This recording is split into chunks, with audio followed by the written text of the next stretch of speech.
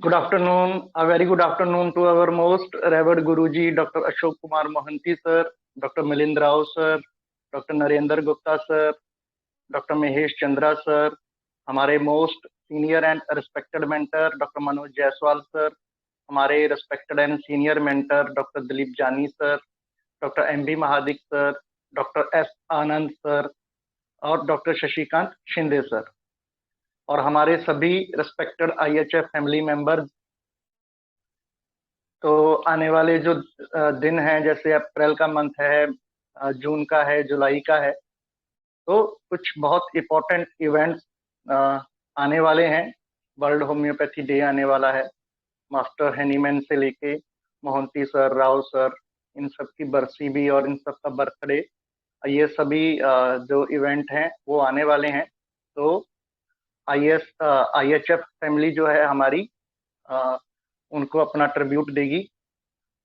तो जैसा कि आप सभी को पता है कि आज हमारे रिस्पेक्टेड मेंटर डॉक्टर संजीवनी मैम ने अपना केस प्रेजेंट किया है, जिसको लेकर हम आज की ये वीसी करने वाले हैं।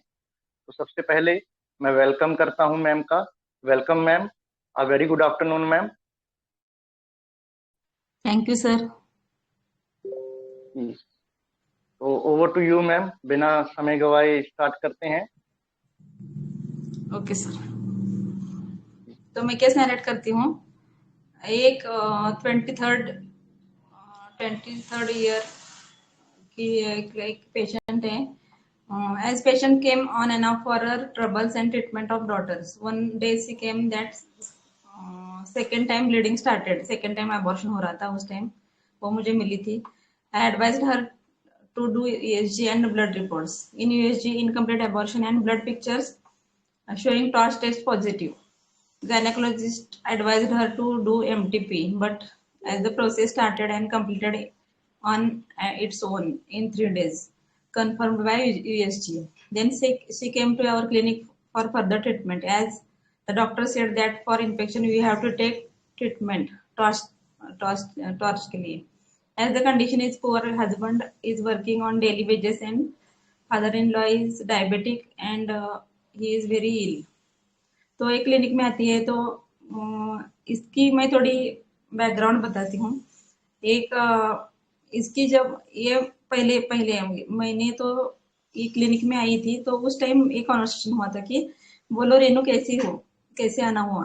तो एज यूजल ही हंसते हंसते हुए रहती थी कि ऐसा नहीं लगता था कि इसके पीछे इतना गम है और इतना कुछ चल रहा है इसके माइंड में, ये समझ में नहीं आता था। और ये सबको देख के काकी चाची बोल के सबको हंसते रहती थी। और क्लिनिक में आते टाइम भी वो बहुत माहौल अच्छा रहता था, ऐसा होता था।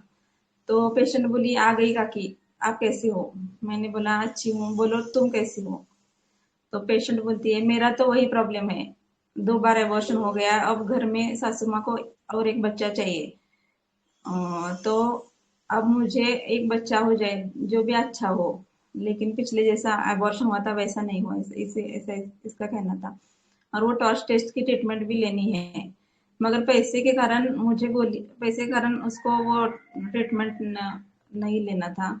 और इतने उसके पास पैसे भी नहीं थे, और मुझे गोलियां, बड़ी बड़ी गोलियां खाते समय वो कंटाला आता है, ऐसा बोल रहे थे। और हस्बैंड ने भी उसके साथ कहा कि ये 1-2 दिन गोलियां खाती है और बाद में छोड़ देती है ऐसा। लेकिन ऐसा था कि वो लाकड़ी थोड़ी गोलियां देते थे 1-2 दिन के लिए, 2 दिन के लिए, बाद में उसको नहीं मिलता था वो। मैंने पूछा, और गुस्सा बहुत आता है, चिड़चिड़ होती है घर में, हस्बैंड पर और छोटी बच्ची पर, किस चीज पर मन नहीं लगता, और ना खाने पर मन लगता है।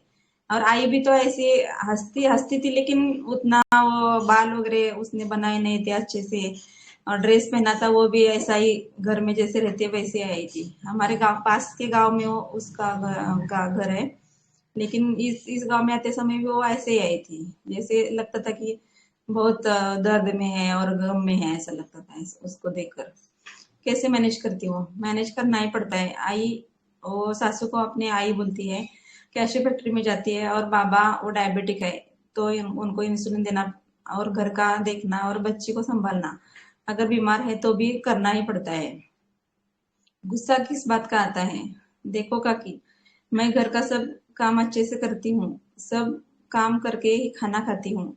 फिर भी मेरी आई, हाँ सासू माँ, बोलती है कि तू क्या करती है, दिन भर घर में तू रहती है। अच्छा काम किया ऐसा बोलना छोड़ो, वो टोटली इग्नोर करती है और मुझे ये हर्ट करता है। मेरा कोई मायके वाला नहीं है, तो मैंने इसे अपनी आई की तरह किया, लेकिन इसको कोई नहीं लगता।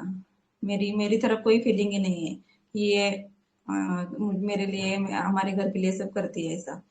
जब मेरी पहली डिलीवरी हुई थी तब 8 दिन तक इस सासू माँ ने सब किया, उसका 8 मंथ में डिलीवरी हुई थी और उसको, बेबी को आईसीयू में रखा था। उसके बाद 8 दिन उसकी सासू माँ ने उसकी केयर ली, लेकिन वो बार बार बोलती रहती थी ये ऐसी सुई है और मैं, मुझे काम करना पड़ता है। तो इसको ये टॉन्ट सहन नहीं हुए, तो 8 दिन से वो काम करने लग गई और इसने इसकी इसकी तकलीफ कुछ इसको हो न जाए, इसलिए इसके पति ने उसके वो कपड़े सुखाने में उसकी मदद की, तो उसको भी बोलने लगी कि मेरे को मदद नहीं करता और वाइफ को करता है, इसने सिखाया होगा, ऐसा ऐसा वो बोलती थी। और असल में तो ऐसा था कि वो ये दो लड़के उसके सासू के, तो ये बड़ा लड़का है और ये दोनों अपनी मदर को खूब हेल्प करते थे। ये काम पे जाती थी तो पानी भरना और वो बाकी का बर्तन वगैरह मांजना ये सब दोनों लड़के करते हैं। बड़ा तो ज्यादा करता है, इसका हस्बैंड है वो।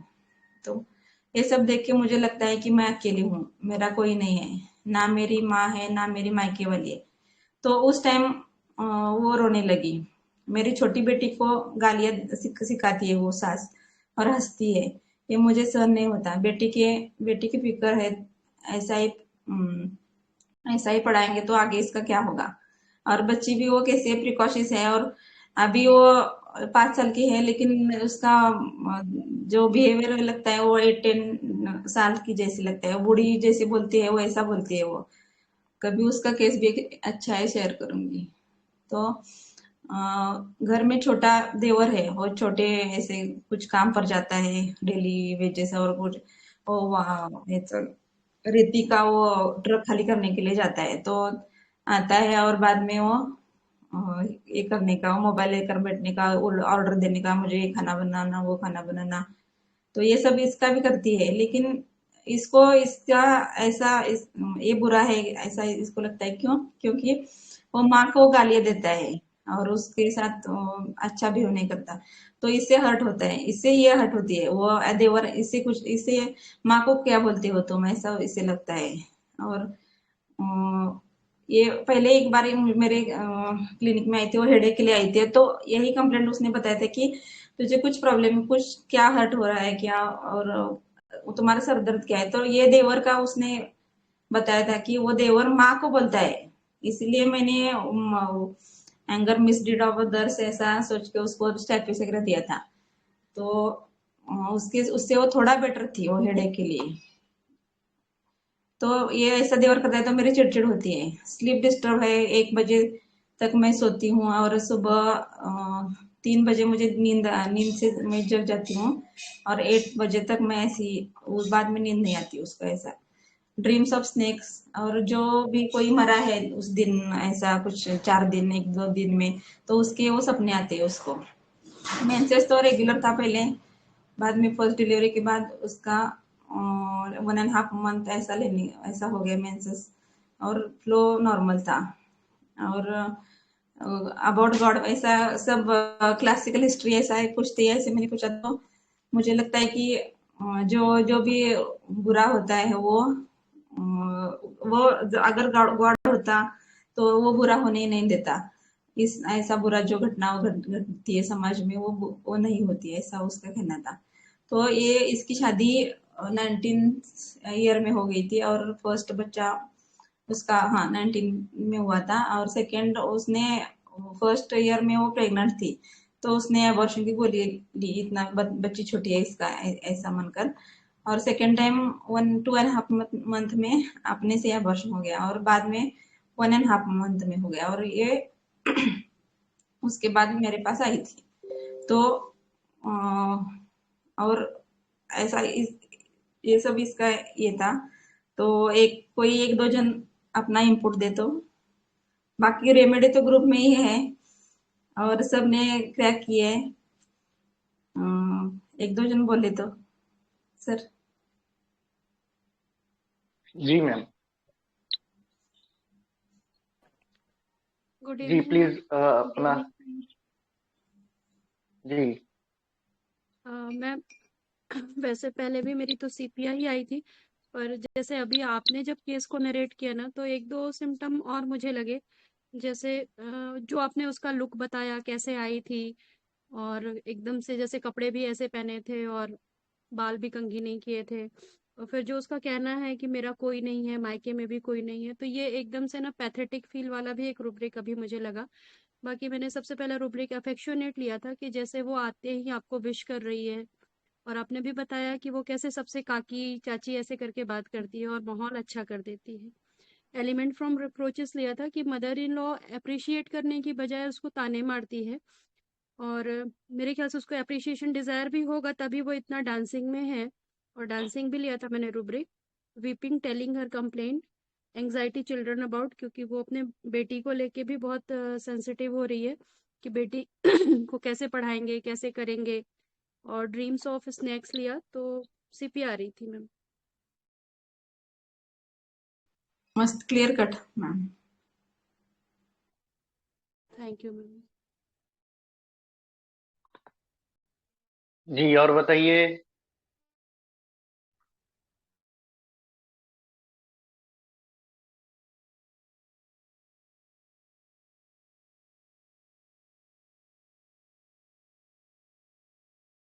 हेलो। जी प्लीज ऐड कीजिए। Hello ma'am. हाँ नमस्ते। हाँ नमस्ते मैम। मैम मुझे भी ये सीपिया का ही फील आया केस पढ़ के। तो जैसे कि पहले उसमें जो उसने पैसों का बोला कि पैसे की वजह से ट्रीटमेंट नहीं की, तो मुझे वहां पे डिलीजन पुअर लगा। और जो बीच में हस्बैंड बोलता है ना कि ये नहीं लेगी मेडिसिन पूरा, ऐसा तो मुझे वहां पे फ्रीवलेस लगा। और जो आगे जब बोलती है कि मैं बीमार भी रहती हूँ तो भी करना ही पड़ता है ना, तो कॉन्ट्रा डिस्पोजिशन लगा वो मुझे। मतलब और थोड़ा पैथेटिक भी उसका फीलिंग आया मुझे। तो ये सब लेके ना मैम मुझे सीपीआई लग रही है। Yes ma'am, thank you.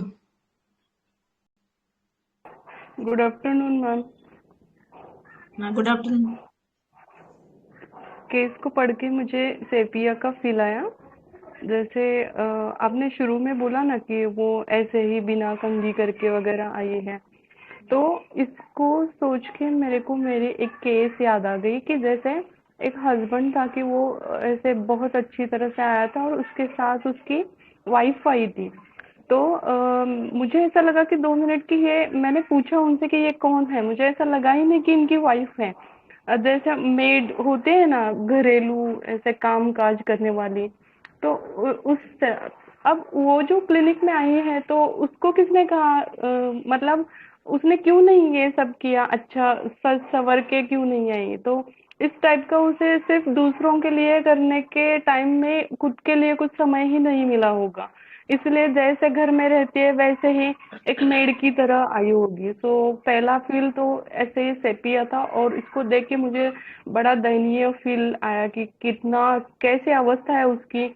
इतने सारे अबॉर्शन हुए हैं फिर भी बच्चे, सासू माँ ने कहा कि बेटा चाहिए, तो उसके लिए वो अपने को कितना घिसती चली आ रही कि जैसे वॉश करती रहती है वो। तो वॉशर वुमन रेमेडी का मुझे फील आया, और ऐसा लगा कि दूसरों के लिए जी रही है और इसका कुछ अस्तित्व है कि नहीं। सासू माँ के लिए जी रही है, हस्बैंड के लिए जी रही है, तो और अपने अस्तित्व के लिए वो लड़ाई कर रही है, ऐसा फील मुझे आया। तो देखते हैं क्या है। Thank you ma'am.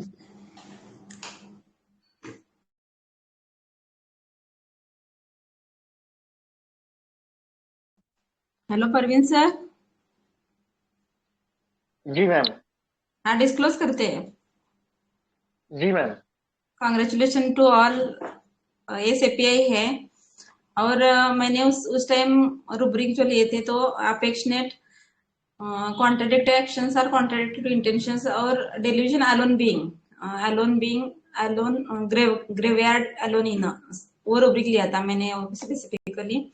और delusion neglected और she is neglected, forsaken feeling, helplessness feeling और irritability children to work। वो उस टाइम क्लिनिक में उसका बच्चा और उसका हस्बैंड और ये आए थे। तो मैंने पहले तो वो ऐसी आती थी, एलोपैथिक मेडिसिन देती थी, चली जाती थी, बीच बीच में कभी कभी लगा तो होम्योपैथी देना, ऐसा होता था। तो उस टाइम वो बच्ची उसके साथ रहने का ज्यादा जिद कर रही थी, लेकिन ये क्या कर रही थी, उसको लेकर जाओ। तो हस्बैंड एक दो मिनट के लिए वो बाहर उसको लेकर घुमा, लेकिन वो बच्ची मम्मी के लिए ये कर रही थी, लेकिन इसने उस पर चिल्लाया उसको लेकर जाओ। तो वो जाकर मंदिर है हमारा, उधर बच्चे खेल रहे थे, तो उधर जाकर बैठ गया गांव के मंदिर में। तो एक डेढ़ बाद जब उसने फोन किया तभी वो आया। तो ऐसा वो इरिटेबिलिटी, वो बच्चे की तरफ ही इरिटेबिलिटी थी उसको, और उसको ड्रीम्स थे, वो स्पेसिफिक थे, वो डेट्स ऑफ ड्रीम स्नेक्स। तो उस टाइम तो मैंने अभी टेलीग्राम ज्वाइन किया था, उसके पहले इसको देखकर ही मुझे सेपिया का फील आया था। और उसकी ये मैंने सेपिया को निकाल के रखा, और वो मैगमूर मेरे माइंड में वो ऑर्फन फीलिंग वो बार बार बोल रही थी, ऑर्फन जैसा लगता है। तो मैंने उसको लाइफ उसकी जर्नी बताई, पूछी उसकी तुम्हारा बचपन कैसा था। तो उसका बचपन ऐसा था कि इसके पिताजी गुजर गए, वो जब वो 4-5 साल की थे, वो गुजर गया, और उसको एक भाई था छोटा। तो उसकी माँ मायके आ गई उसके साथ, वो दोनों बच्चे लेकर मायके आ गई। और मायके आने के बाद उसने माँ ने क्या किया, अभी 2 बच्चे मैं संभाल नहीं पाऊंगी, इसीलिए वो बेटी को उसने अपने बहन के पास, एक 25 किलोमीटर था उनके गांव से, उस जगह उसको भेज दिया। वो जंगल के पास था उसका गांव बहन का। तो ये लड़की 4-5 साल की उम्र में उस मौसी के पास गई थी रहने के लिए। उसने अभी वो जाना नहीं चाहती थी, लेकिन मदर को मैं इसको संभाल नहीं पाऊंगी, लड़का है तो मेरे साथ रहेगा, और लड़की है तो उसके वो बहन देखेगी, ऐसा इसने सोचा। और उसकी मदर ने उसको बहन के पास भेज दिया। तो उधर क्या होता था, जो इसकी बहन और मौसी और उसका मौसा है, वो उसको उसकी केयर लेते थे। लेकिन क्या करते थे, वो दिन भर वो जंगल में उनका खेत और वो बाकी के फल के कुछ काम थे, तो उस टाइम वो जंगल में जाते थे। तो ये दिन भर उसकी सासू माँ के साथ रहती थी सर। और उसके साथ रहने से वो सासू माँ, इसके 2 बच्चे थे मौसी के उसके, तो वो स्कूल जाते थे, और ये छोटी थी तो घर में रहती। तो वो सासू माँ उसको सब बर्तन मांजना सब काम करवा लेती थी, झाड़ू पोछा लगाना, ऐसा आंगन वगैरह साफ करना, और तो सब करती थी उसके। और ये सब सहन करती थी, वो करती रहती थी। और खाना भी देती तो उसको वो रात का बचा हुआ रोटी है वो देती थी उसको, अच्छा खाना भी नहीं देती थी। लेकिन वो अपने उसकी मौसी को कहती थी कि मैं अच्छा खाना देती हूँ इसको, लेकिन असल में वो बासा खाना था, ऐसा था। लेकिन ये खाती रहती थी, लेकिन मदर के पास तो नहीं जा सकती थी उस टाइम, उतने फोन की उसकी उधर फैसिलिटी भी नहीं थी, तो फोन करना तो दूर, और मदर से इसका कनेक्शन ही टूट गया। तो मौसी आने के बाद रात को आती थी, तो वो सब उसको बताती थी। एक बार उसने क्या किया, उसकी सासू ने उसको वो खरडा बोलते हैं, वो चटनी ग्रीन चिलीज का वो बनाते हैं, हमारे तो खरडा बोलते हैं, वो उसको हाँ, और वो करने को बोला, वो पाटा और वंटा उस पर। तो इसके हाथ पूरे लाल हो गए, वो छोटी बच्ची के 5 साल की उम्र में। तो उसने उसकी रात को उसकी मासी को बताया कि ऐसा ऐसा हो गया, और मुझे ऐसा करने को बोला, और मैंने किया, और ऐसा हो गया, इतने हाथ जल गए ऐसा। तो रात को उस टाइम उसकी मासी के और उसके सासू को, हाँ सॉरी जी, सॉरी टू डिस्टर्ब। एक बार आप लीव करके ज्वाइन कीजिए, थोड़ा पिक्चर क्वालिटी अच्छा नहीं आ रहा है। एक मिनट जी।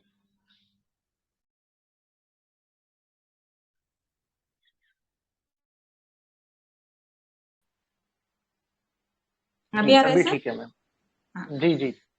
हाँ, तो उस टाइम उसकी जो मौसी है उसकी और उसकी सासू में झगड़े हो गए, वो बड़ा झगड़ा हो गया। तो इसने वो देख लिया, और उस दिन से उसने ठान लिया कि अभी मैं वो जो भी करती है वो मैं सहन करूंगी, लेकिन मैं अपनी वो मौसी को कुछ नहीं बताऊंगी। तो ऐसे ही करके वो जब तक वो बड़ी हो गई, उसको 10th 8 9th में वो जब उसके मेंसेस आ गए तो उसकी मासी ने उसको उसकी मदर के यहाँ भेज दिया। तो इधर क्या हो गया कि ये उसका वो जो छोटा भाई था वो कुछ प्रॉब्लम से मर गया वो। और उस टाइम उसने उसकी मदर ने उसको नहीं बुलाया इधर। तो ये उस टाइम भी मदर के साथ ज्यादा नहीं रहती थी, उसकी ग्रैंड मदर के साथ वापस आकर मासी के यहाँ वापस आकर भी वो ग्रैंड मदर के पास रहती थी। और मदर ज्यादा उसको अटैच नहीं थी। एक तो मेरे फादर गुजर गए थे, लेकिन मेरी मदर होकर भी मेरी मदर नहीं है और मुझे कोई अटैचमेंट नहीं था। तो इसलिए फर्स्ट डिलीवरी में उसकी मदर उसके पास आई थी 8 दिन के लिए, लेकिन 8 दिन के बाद वो चली गई। उसको ज्यादा उसके साथ रिश्ता बनाना या कोई अफेक्शन नहीं लगता था बेटी के साथ। तो इसे हमेशा लगता था कि मैं अकेली हूँ, ऑर्फन हूँ, ऐसा उसको ज्यादा फीलिंग आता था। और ऐसे वो और मेरे मैं जो लड़का अगर मेरे पिताजी होते तो मेरी अभी इतनी जल्दी शादी नहीं होती 10th के बाद। और मैं वो जब उसने 2 बार बोला कि मेरे पिताजी होते तो मेरी जिंदगी कुछ अलग होती, ऐसा मुझे नहीं रहना पड़ता। मैं कुछ करना चाहती थी, सीखना चाहती थी, लेकिन मेरी शादी जल्दी से करवा दी गई मेरी ग्रैंड मदर ने। और मेरी मदर को मेरा कुछ नहीं पड़ा कि लेकिन कैसी है बेटी, कैसे इतने छोटी उम्र में उसने मासी के साथ सौंप दिया, तो मेरा कुछ ख्याल नहीं किया उसका, ऐसा इसका कहना था। और ये जब उसने बताया तो मुझे कंफर्म हो गया कि इसको कैसे सेक्सुअली जैसे वो निग्लेक्ट करते हैं। एक लड़की है, लड़का होता तो अगर तो वो मदर उसके साथ ही रखती उसको, लड़की है तो उसको उसने भेज दिया। और इसको फॉरसेकन फीलिंग सदा उसके माइंड में चलती रहती थी। और आगे जाकर उसके बाकी के सरकमस्टेंसेस भी ऐसे हुए वो ससुराल में, तो वो सेपिया में कन्वर्ट हो गई। और मेडिसिन देने के बाद क्या हुआ, 2-3 महीने तक उसको उसने आया ही नहीं। बाद में एक बार आई तो वो प्रेग्नेंट थी, 1.5 मंथ हो गया था, मेरे पीरियड मिस हो गई ऐसा बोलकर उसने बाद में चेक किया तो वो प्रेग्नेंट थी। और मैंने कहा कि इतनी जल्दी क्यों किया ऐसा, तो ऐसा घर वाले प्रेशर दे रहे हैं, वो सासू माँ बोल रही है और एक लड़का होना चाहिए, कुछ तो होना चाहिए, ऐसा इसका कहना था। तो बाद में उसको प्रेगनेंसी के दौरान भी उसको 2-3 महीने उसको सेपिया रिपीट किया 30 का डोज। बाद में उसको फर्स्ट जब आई थी उसको डर लग रहा था कि फिर से ऐसा न हो जाए, इसलिए मैंने उसको 30 का डोज रिपीट किया। और बाद में वो प्रेगनेंसी अच्छी चली, लेकिन बीच में क्या हो गया, 5th-6th मंथ में उसके घर वो छोटा देवर था, उसने लव मैरिज किया। वो दूर की लड़की वो भगा कर ले आया। और वो उम्र में 18 साल तो उसके नहीं हुए थे। तो इनके घर में कुछ प्रॉब्लम हुआ, सब टेंशन में थे कि वो अगर लड़की वाले आ गए तो ऐसा तैसा। उसके बाद 1-2 महीने में शादी किया उन्होंने। और घर वाले कैसी सासू कैसी करती थी कि उसको वो छोटी बहू को ज्यादा प्रेफरेंस देना। और वो नहीं आई है और लव मैरिज किया है तो उसको ज्यादा अप्रिसिएशन देना और उसको उसकी तरफ ज्यादा ध्यान दे रही थी। तो इस टाइम वो 7th मंथ की प्रेग्नेंट थी, तो उसको इरिटेबिलिटी इतनी बढ़ गई, इरिटेबिलिटी इतनी बढ़ गई कि भयंकर चिढ़ जाती थी। और उस टाइम वो सासू माँ को भी बोलती थी, ऐसा था। और बाद में हस्बैंड को तो बोलती थी और सासू माँ को भी बोलती थी। और वो डर गई थी सासू माँ की इतनी इरिटेबिलिटी है, इसका कुछ करो नहीं तो ये इतना चिढ़ती है, इतना चिढ़ती है कि बेबी को कुछ हो जाएगा, ऐसा ऐसा उसको उसकी सासू माँ को डर हो गया। और वो एक दिन उनको लेकर आई थी उसके, तो उस टाइम उसको दिया था इरिटेबिलिटी प्रेगनेंसी ड्यूरिंग, ऐसा रूब्रिक देकर। तो फर्क 30% पड़ा था, ज्यादा नहीं पड़ा। लेकिन जब उनके अभी घर में जो हालात चल रहे थे वो जब सुधर गए तो उसकी रिटेबिलिटी कम हो गई। और उसने उस टाइम फर्स्ट जो बेबी हुआ था उसको तो 8 मंथ में हुआ था, लेकिन सेकेंड टाइम वो फुल टाइम प्रेगनेंसी हो गया और डिलीवरी नॉर्मल हो गई। और वो अभी 1.5-2 साल की वो बच्ची है उसकी, और वो हेल्दी है उसकी, अच्छी है वो। और कल कल ही मेरे क्लिनिक में आई थी। और अभी वो 4th टाइम प्रेग्नेंट है, ऐसा है। तो मुझे काकी क्या करना है, अभी रखना है कि नहीं रखना है, बच्चा हो जाएगा, मेल हो जाएगा कि नहीं, ये पूछने के लिए आई थी। तो मुझे याद आ गया उसका केस, और मैंने निकाला और अभी केस प्रेजेंट करने का सोचा। तो सेपिया, ये लड़की ने मुझे सेपिया सिखाई है, ऐसा मुझे लगता है। इतनी पैथेटिक कंडीशन में बचपन से वो गुजर गई है, और इतने उसने सहन किया, और घर का काम भी उसका करना है, तो वो साफ सफाई सब अच्छा। और उसका हस्बैंड है तो ऐसा है, हंसता है इतना है, वो कुछ बोला तो उसका इधर क्लिनिक में कुछ एक्सप्रेशन नहीं देता, जैसा लगता है कि वो वाइफ की सुनता है, लेकिन घर में जाकर नहीं, ये इसकी वाइफ को ही इसका सुनना पड़ता है। तो प्रेगनेंसी में उसने वो सब निकाला उसके मन में जो था, और वो चिल्लाती रहती थी उन पर, दोनों पर, और टेम्पर टेंट्रम ऐसे शो करती थी। वो डर गए थे कि इसका गुस्सा ऐसा बोल रहे थे वो।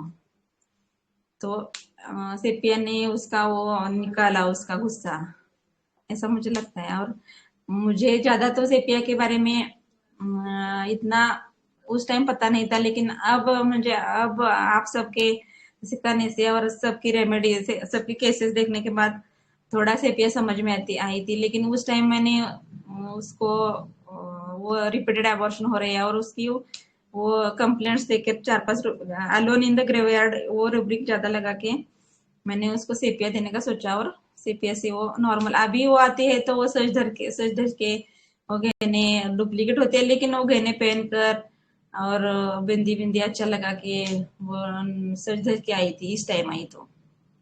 तो ये चेंज आया उसमें, और उसको टॉर्च की टेस्ट ट्रीटमेंट भी लेनी नहीं पड़ी, प्रेगनेंसी अच्छी हो गई, और इस टाइम भी उसको कुछ प्रॉब्लम नहीं है। लेकिन अगर इसका कहना है कि अभी बेबी छोटी है, तो मुझे नहीं चाहिए बेटा बेटी, ऐसा कुछ नहीं है। लेकिन घर वाले, उसकी माँ भी उसको उसकी तरफ नहीं है। इसने पूछा कि पिछली बार सेकेंड टाइम उसने पूछा कि मैं ऑपरेशन करूंगी, मुझे करवा लेती हूँ ट्यूबेक्टमी, और उसके लिए उसने नाम भी दर्ज किया था। लेकिन उसकी माँ बोली कि अगर तूने ऑपरेशन किया तो मेरे इधर नहीं आने का, और सासू माँ बोलती है कि मेरे इधर नहीं रहने का, ऑपरेशन किया तो। ये डोमिनेशन तो वो रहता है उस पर, लेकिन वो अभी इतना उसका मैटर नहीं करती, क्योंकि अभी वो स्ट्रांग ऐसा लगता है, और वो काम भी करती है, वो फैक्ट्री में जाती है।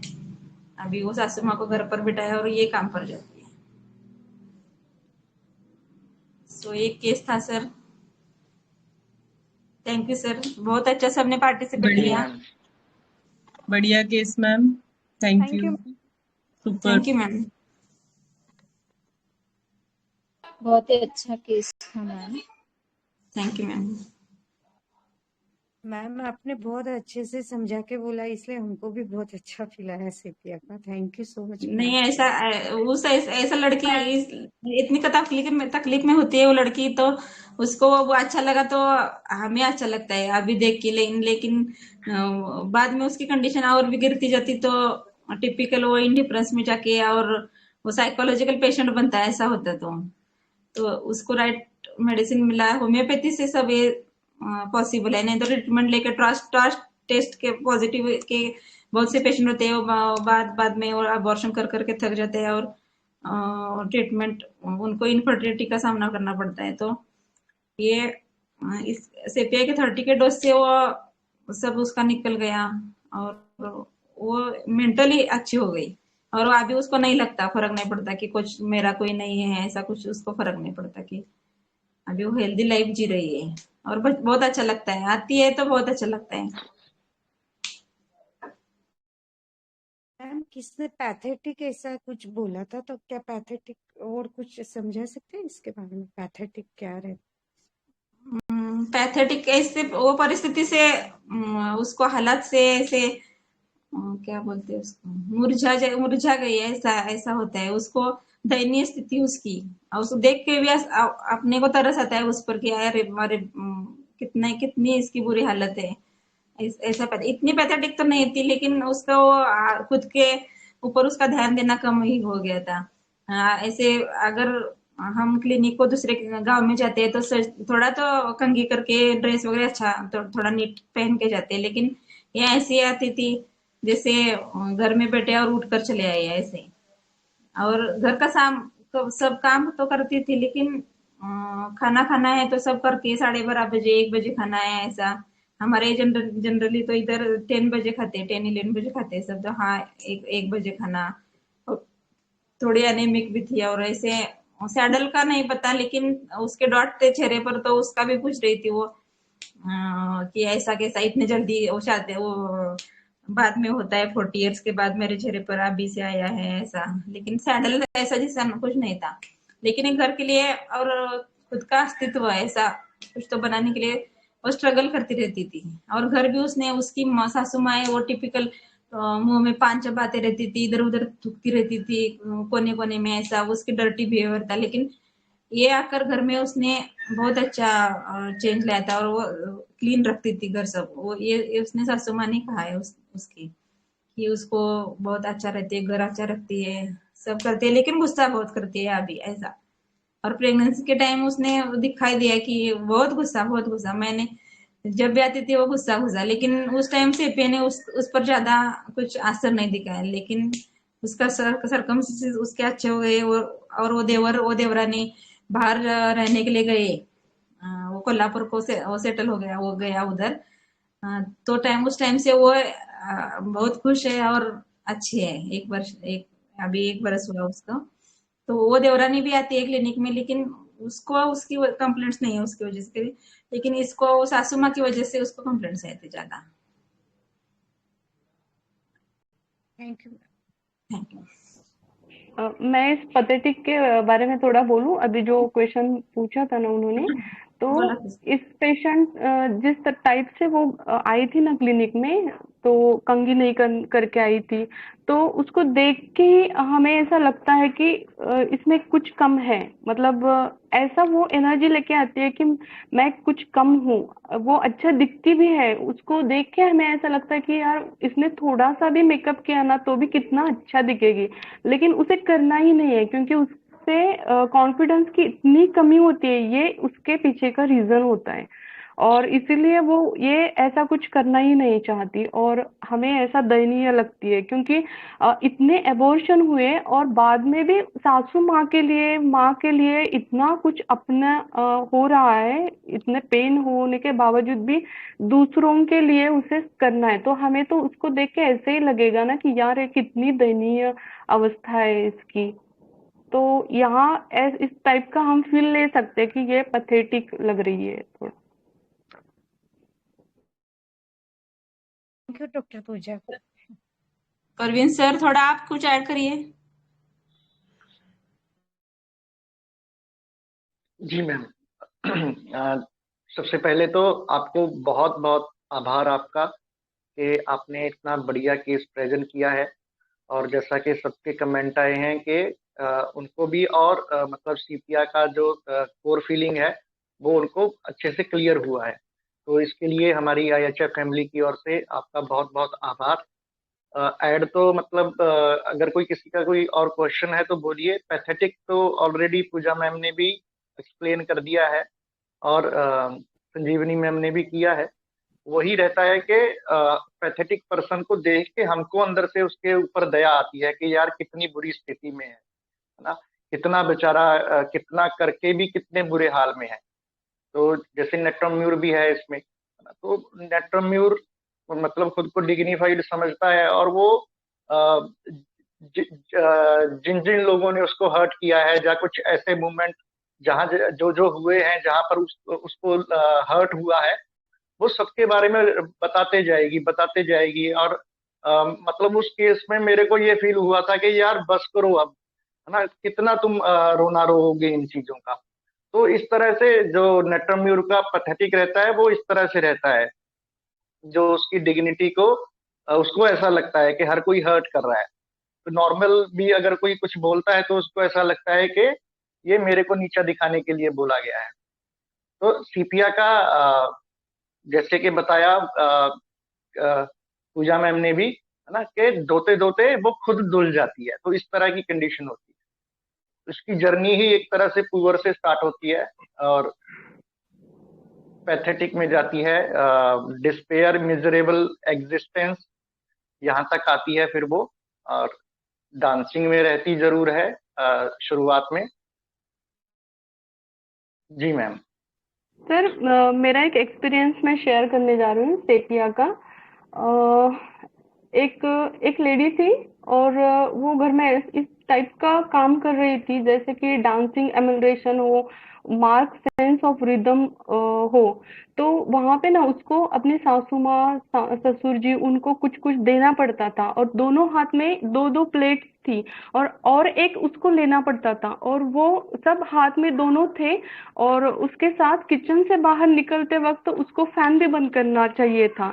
तो उन उन दोनों हाथ को ऊपर करके वो फैन का बटन बंद करती थी। मतलब उसको इतना जो बोलते हैं ना वो मार्क सेंस कि ये सब करते करते ये भी करना है तो वो मार्क सेंस और कुछ किसको कुछ देना है, किसके रिदम पे नाचना है, ये भी उसको एक ऐसी कंडीशन थी मेरे उस पेशेंट में। और एक जगह वो ऐसा है ना कि मेंसेस के मैंने बहुत सोचा था, मैंने कुछ अलग दिया था। तो एक जगह ना उसको मेंसेस के दौरान उसका फैस्टिडियसनेस इतना बढ़ गया था, मतलब उसको वो करके ही वो बैठ जाती थी। तो वो मैंने सोचा और उसको मैंने सेपिया दिया था। तो मुझे बहुत अच्छा रिजल्ट मिल गया था उसमें। तो इस टाइप का है कि डांसिंग कहाँ पे करना है उसको ये भी पता होता है, सिर्फ डांस मतलब डांस नहीं। तो हम बोलते हैं ना कि यार बस कर अब कितना नाचेगी इनके इशारों पे, तो उस टाइप का उसका होता है कि घर में सबको खुश करते करते इतना थक जाती है कि ऐसे होता है ना कि जो हमारे पर्दे होते हैं ना तो एक बेडशीट होता है, तो बेडशीट को धुलते धुलते जब वो पुराना हो जाता है तो हम क्या करते हैं कि थोड़ा सोचते हैं कि यार इसको पर्दा बनाते हैं। पर्दा थोड़ा सा चीज होती है ना उसकी, तो उसको हम क्या बोलते हैं कि चलो हम इसका वो डोर मैट बनाते हैं। तो एक समय ऐसा आता है कि उसको ऐसा लगता है कि क्या मैं डोर मैट हूँ। हमें भी उसको देखकर ऐसा लगता है कि इतना तार तार अब सिर्फ तार बची है उस जो कापड़ होता है ना उसका सिर्फ एक धागा धागा बन रहा है, फिर भी वो काम करती रहती है। तो हमें क्यों नहीं उसको देखकर पथेटिक फील आएगा, इतना कुछ करती है और बाद में वो इनडिफरेंस लास्ट में चली जाती है। तो इस टाइप का वो उसका दयनीय अवस्था उसको देख के ऐसा लगता है कि इसमें कुछ तो गड़बड़ है, कुछ तो कम है। और उसकी जो एनर्जी है ना तो हमें इस टाइप का फील होता है कि वो एक असहाय लेडी है और वो खुद भी वैसा ही महसूस करती है। एक दिन में ऐसा नहीं होता है, तो वो बचपन से ऐसा निर्माण होते हैं। अब इस केस में क्या हुआ, मदर से दूर हो गई थी, जहाँ पे रह रही थी तो उसकी सासू माँ इसको क्या वो ठेसा बनाने के लिए कह रही थी। तो ये क्या अब्यूज ही है ना, डोमिनेशन ही है कि ये करो, अब्यूज। और एक लेडी समझकर उसका उसका इतना एबॉर्शन हुआ, नहीं मुझको मेल बेबी ही चाहिए, तो एज अ फीमेल ही उसको ट्रीट कर रहे हैं ना, और वो कुछ बोल भी नहीं रही है। तो किस वजह से वो हमारे सामने आ गई है ये भी हमें सोचना चाहिए। शुरू से डोमिनेशन है और कुछ नहीं कह पा रही है, और ऐसा करते करते वो चुप क्यों है, क्योंकि उसको उसका अस्तित्व टिकाना बना के रखना है और पूरी जिंदगी उसका अस्तित्व की लड़ाई के लिए लड़ती है। और उसको फिर लगता है कि मैं भी हूँ, और वो इसके लिए वो फाइट करती है कि फाइट फॉर एग्जिस्टेंस, और elements from domination for long time रहता है। 4 सेकंड फीलिंग तो उसको माँ से दूर रहने के बाद उसको कहीं तो ऐसा लगा हुआ होगा कि मैं being love by his parents, friends, wife, इनसे कभी तो ऐसा लगा होगा कि मैं किसी को नहीं चाहिए, क्या मेरा कोई अस्तित्व है कि नहीं। और elements from abuse, sexual abuse में है। यहाँ पे क्वेश्चन और इंटरकोर्स की बात नहीं चल रही है, यहाँ पे हम ऐसा सोचते हैं कि सेपिया सिर्फ फीमेल के लिए है क्या। तो यहाँ हमें जेंडर बायस नहीं बनना है, ये मेल के लिए भी यूज कर सकते हैं, मेल में भी इस टाइप के हो सकते हैं, कुछ मिल सकते हैं। तो हमें शुरू से उसको शुरू से ऐसा लगा होगा कि मैं इनकी हूँ या नहीं। माँ भी मुझे कुछ पूछती नहीं है, इनके यहाँ आने पर भी मेरा इतना यूज कर रहे हैं, मैं हूँ तो किसकी हूँ, इतना वो फोर्स फील कर रही होगी शायद। और यहाँ पे मैं अनवांटेड तो नहीं हूँ ना, ऐसा भी उसको लगता होगा। और ये लोग जो है, हस्बैंड है, उसकी सासू माँ है, इसको मतलब इसको क्या लगता होगा कि ये तो मानते नहीं है, तो वो खुद को पुअर फील तो जरूर फील करती होगी। और इसके ये करते करते वो फिर पॉवर्टी में भी जरूर चली जाएगी और फाइट तो शुरू ही है उसका। सो मुझे यहाँ ऐसा लग रहा है कि इसकी ये लड़ाई सर्वाइवल के लिए चल रही है और इस टाइप का ये इसका सर्वाइवल फॉर एग्जिस्टेंस है। और साफ सफाई करते करते वो इतना मतलब ये कर रही है कि माँ को भी सासू माँ को भी ये करना, अपनी माँ के लिए भी ये करना। और बीच में ही इसका क्या हो रहा है, जैसे कि हम जो फिल्म थी ना अमिताभ बच्चन की थी शायद, तो उसमें तो वो हीरो था, उसकी जो वाइफ थी वो इतना करती है और वो स्टेयर से उसके हाथ से वो जो पॉट है तो गिरता है, वो गोविंदा वगैरह एक दूसरे से करते हैं प्यार हम। तो वहां वहां का सीन हम अगर याद करेंगे तो इन उनको भी चाय देना है, इनको भी नाश्ता देना है, इसको पति को रुमाल देना है, पति को स्कूल जाते वक्त उसको की देनी है, चाय देना है, रुमाल उसका टाई बांधना है। ये सब करते करते ये थक जाती है और इंडिफरेंस में बाद में चली जाते हैं। सो ये तो ओवरऑल और एक क्लियर कट पिक्चर सेपिया का था। इस केस से हम क्लियर कट हम सेपिया को पढ़ सकते हैं। तो thank you so much doctor Sanjivani की, आपने इतनी अच्छी केस हमारे सामने ये करती। इस केस को भी अगर हम पढ़े तो सेपिया कुछ अलग से सीखने की कोई जरूरत नहीं है, सारे रूब्रिक हम इस केस से सीख सकते हैं। Thank you so much. Thank you ma'am. Thank you Pooja ma'am. तो जल्दी से अगर किसी का क्वेश्चन है बोलिए, नहीं तो हम वाइंड अप करते हैं। मैम बिजी हैं, उन्होंने आधे घंटे का बोला था तो पौना घंटा हो चुका है। सर मैं कुछ बोलूं? हाँ सर। मुझे कुछ बोलना है सर? हाँ बोलो जी सर। Ji please. अरे मुझे बहुत बढ़िया चीज याद आई, कैसे होम्योपैथी रेमेडी भी दूसरी पथी के साथ जुड़ी हुई है। तो हमारे जो एक्यूपंक्चर में सिखाता था तब गॉल ब्लैडर डेफिशिएंसी का सिम्टम्स आते थे, वो सभी के सभी सेपिया को बहुत ही मिलता जुलता है कि वो फियर ऑफ वो बचपन से ही उसको दांत दिया जाता है, वो बोल नहीं सकती है वो जो, और उसका जो फास्टूडियननेस है, इवन बुखार में भी वो अपनी चद्दर को साफ करेगी और अपना काम खुद करेगी। वो सब हमारे क्लासिकल एक्यूपंक्चर में गोल्ड ब्लैडर मेरेडियन की डेफिशिएंसी में आया था। ये जस्ट एड ऑन के लिए था सर। आज शायद मैं ये देखता तो मैं सेपिया लिख देता, लेकिन ठीक से पढ़ नहीं पाया लेकिन ये बहुत ही क्या है कि बहुत ये जो नेचुरल थेरेपी जो वो एक दूसरे के साथ बहुत जुड़ी हुई है। और उसमें भी सेपिया जो चाइना में भी सेपिया का वो जो आफ्टर डिलीवरी या आफ्टर कोई वो होता है तो सेपिया का एक्यूपंक्चर पॉइंट दिए जाते हैं। सेपिया में सोई डाल के एक्यूपंक्चर के पॉइंट दिए जाते हैं। तो वो भी वहां पर ये गायनेकोलॉजिकल इश्यू में भी सेपिया का बहुत बड़ा रोल है एज ए फिजिकल सिम्टम में। ये तो एड ऑन के लिए दिया सर, ऐसे कोई ये तो ठीक ही था, सब बढ़िया था केस। और मैम ने भी बहुत अच्छी तरह बताया और पूजा मैम ने भी बहुत अच्छा बताया। Thank you. Hello Gautam thank you sir. Sir. हाँ बोलिए मैम। हाँ आपने वो लैक रेमेडीज लैक डिफ्लोरेटम डाला था, तो लैक इसको इसमें इस केस में मैटरनल इंस्टिंक्ट कुछ नहीं था, उसको जी मदर जी चाहिए। जी ये मदर नहीं बनना चाहती, लेकिन वो उसको मदर ही नहीं है, मदर होके भी वो मदर नहीं है ऐसा। वो तो इसलिए लैक रेमेडीज की तरफ मैं नहीं गई इस केस जी में। जी और बराबर था। हाँ, और कई लोगों ने वो फाल्कोपी और कार्सिनोसिन डाला था, तो फाल्कोपी बहुत एम्बिशियस होती है और उसकी ऊंचे सपने होते हैं, और थोड़ा दिन वो डोमिनेशन में रही, लेकिन एम्बिशन पूरा करने के लिए कुछ तो वो अपना एफर्ट्स जरूर लगाएगी। और वो कार्सिनोसिन प्लीजिंग डिजायर प्लीज में होती है, और ये सेपिया ड्यूटी समझ के अपना सब करती रहती है, उनको प्लीज करने के लिए नहीं, और ड्यूटी समझ के वो सब अपना करती रहती है। तो कार्सिनोसिन मुझे उस टाइम नहीं लगा, तो ज्यादा तो वो सब बार बार बोल रही थी कि मुझे मेरा कुछ नहीं है, वो ऑर्फन फीलिंग लग रहा था। तो मैगमोर मैंने सोचा था सेपिया अगर कुछ एक्ट नहीं करती तो वो मैगमोर के बारे में मैं थोड़ा सेकेंड के लिए वो रखी थी मैंने रेमेडी, लेकिन सेपिया ने काम किया।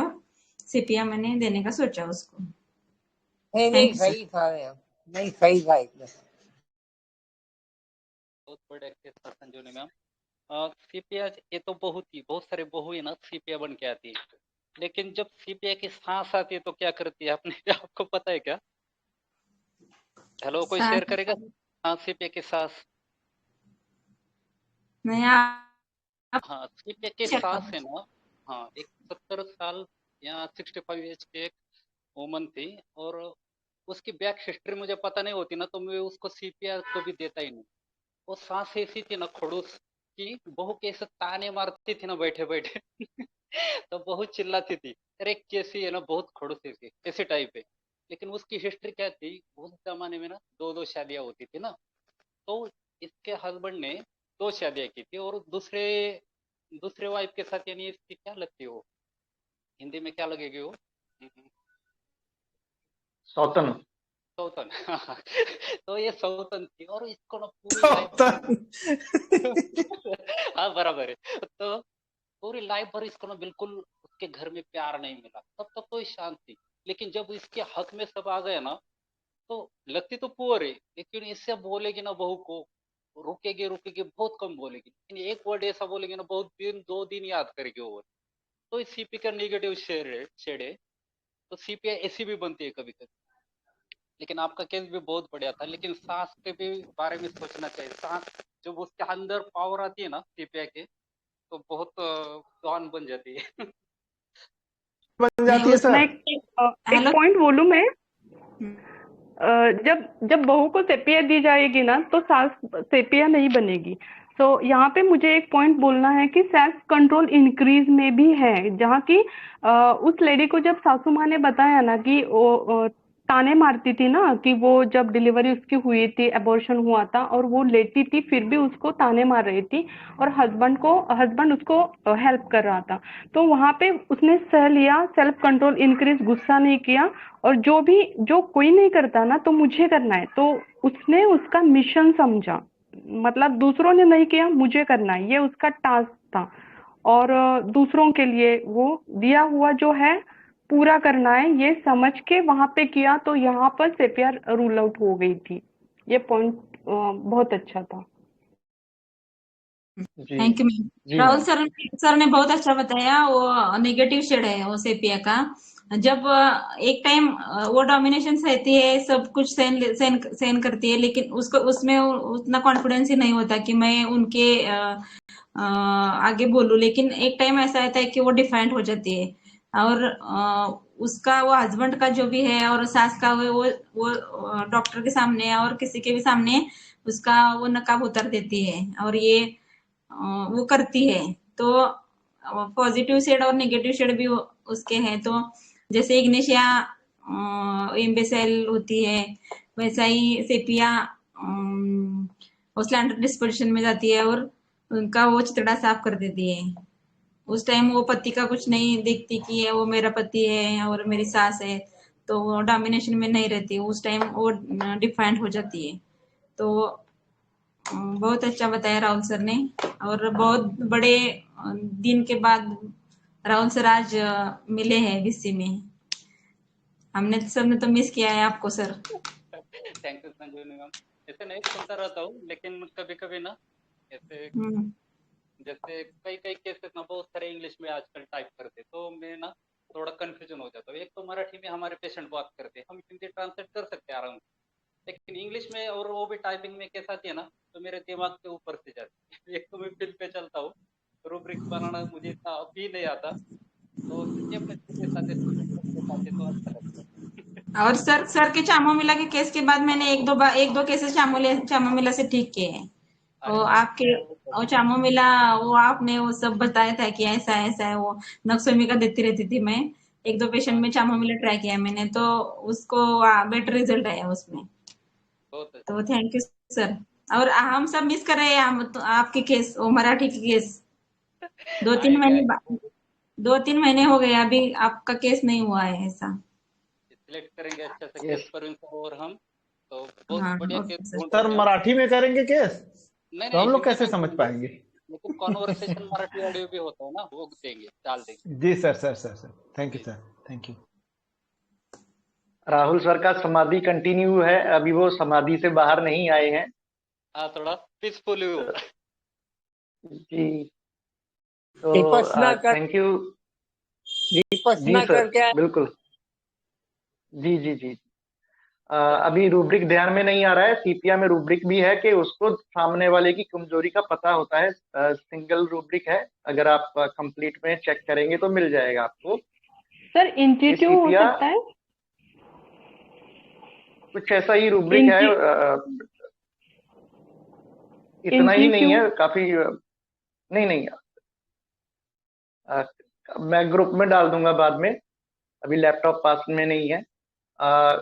सीपिया को मतलब सामने वाले की कमजोरी का भी पता होता है, तो एक वो भी फैसेट है, बहुत बड़ा रेमेडी है। आप पढ़िए, delusion sick being work for that reason can not, उसमें भी सीपिया मिलेगा आपको। ठीक है, तो बहुत पैथेटिक स्टेट होता है, बहुत हार्ड वर्किंग लेडी रहती है, मोस्टली हमको फीमेल पेशेंट ही मिलते हैं। अगर आप माइल्डनेस, यील्डिंग डिस्पोजिशन और अफेक्शनेट, ये 3 रूब्रिक भी अगर आप थोड़ा इनको अप्लाई करना जानते हैं, तब आपका जो बहुत नैरो डाउन हो जाता है रेमेडीज, और उसमें कार्सिनोसिन, पल्साटिला, सीपिया, स्टेफिसगेरिया, कार्सिनोसिन, ये नेट्राम्यूर, ये 5-7 रेमेडी जो हम बहुत मोस्ट कॉमनली यूज करते हैं, वही आती हैं इन 3 रूब्रिक में। तो अगर आपको थोड़ा सा डीडी करना आता है, तो इन सभी मेडिसिन को आप इन 3 रूब्रिक के थ्रू भी बहुत अच्छे से अप्लाई कर सकते हैं।